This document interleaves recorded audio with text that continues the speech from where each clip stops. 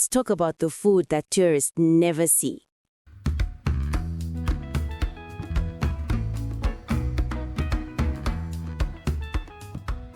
Today, we are diving into something truly unique, a surprising dish from Zambia called Chikanda. It's a food with incredibly deep cultural roots, a pretty fascinating way of being made, and a story that really connects the country's past to its present. So let me just start by asking you a question. Have you ever thought about eating an orchid? And I don't mean just as a pretty garnish on a dessert, I mean as the main ingredient in a savoury, cape-like dish. Because, well, that's exactly what we're talking about today. Oh, this is Chikanda, and you say it's Chikanda. It's this really beloved Zambian delicacy, and get this, it's made from the tubers of wild orchids. Those are pounded into a powder and then combined with groundnuts or peanuts. Its texture is so firm and sliceable that it's earned the nickname African polony, which gives you a great idea of its unique, almost meaty feel. An orchid you can eat? It's pretty wild, right? So let's take a closer look at how this remarkable food is actually enjoyed in Zambian cuisine. Chikanda is incredibly versatile. You can eat it all on its own as a quick snack, or have it as a side dish to go with other foods. Sometimes it even takes center stage as the main meal, but most traditionally you'll find it served right alongside nshima, which is Zambia's staple food, a kind of maize porridge. But here's the thing.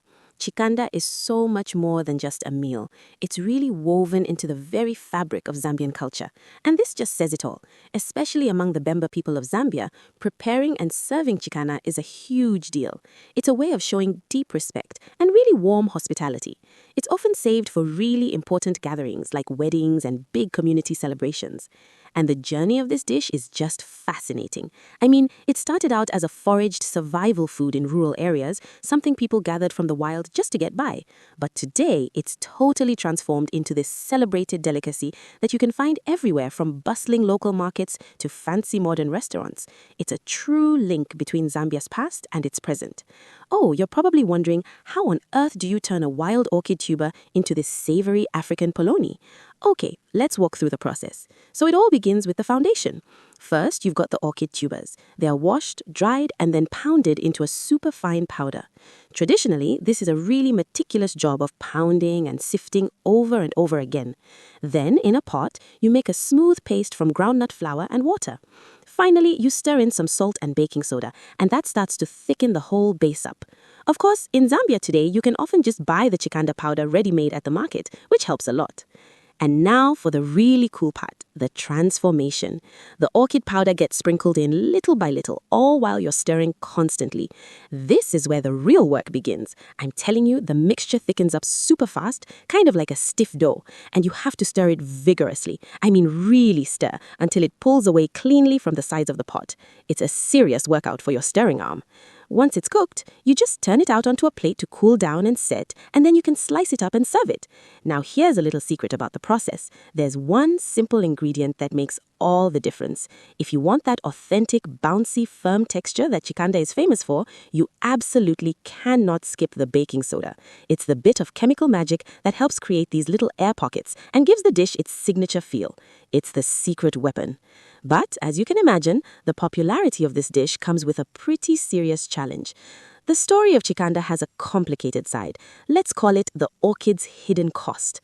And here's the crucial point. The orchids that are used for chikanda, they aren't farmed. They're harvested from the wild, literally foraged from wild grasslands, and as demand grows and grows, this total reliance on wild populations is creating some significant pressure. And if you look here, you can see the contrast so clearly. Traditional foragers had these really smart, sustainable practices built right in. They'd only harvest it after the plants had seeded to ensure the next generation, and they'd even replant the stalks to help them regrow. But with modern demand just soaring, these careful conservation methods are often getting abandoned, and that's leading to some very real concerns about the future of these wild orchids.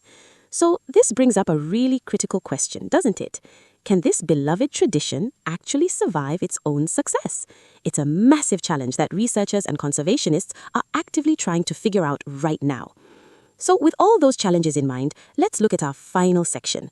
Why does this dish matter so much? Why is it so important to preserve it? Well, a huge part of the answer is its nutritional value.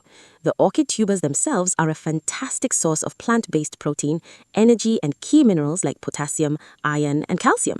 And then when you combine that with the groundnuts, which are packed with healthy fats and even more protein, you get a real nutritional powerhouse of a food. And all those great nutrients translate directly into real health benefits. The iron and copper help support blood health, while the calcium and phosphorus contribute to bone strength. Its fiber-like properties are great for digestion and keep you feeling full. Plus, it's naturally low in fat, which makes it a really heart-friendly choice.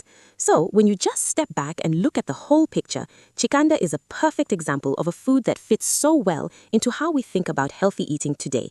It's naturally gluten-free, it's absolutely packed with nutrients, and it's completely plant-based. It's an ancient food with a very, very modern appeal. Chikanda really shows us that a single dish can tell a whole story. A story of culture, of survival, of celebration, and even of sustainability. And it leaves us with a final thought. What hidden stories of history, community, and nature are waiting to be discovered on your own plate?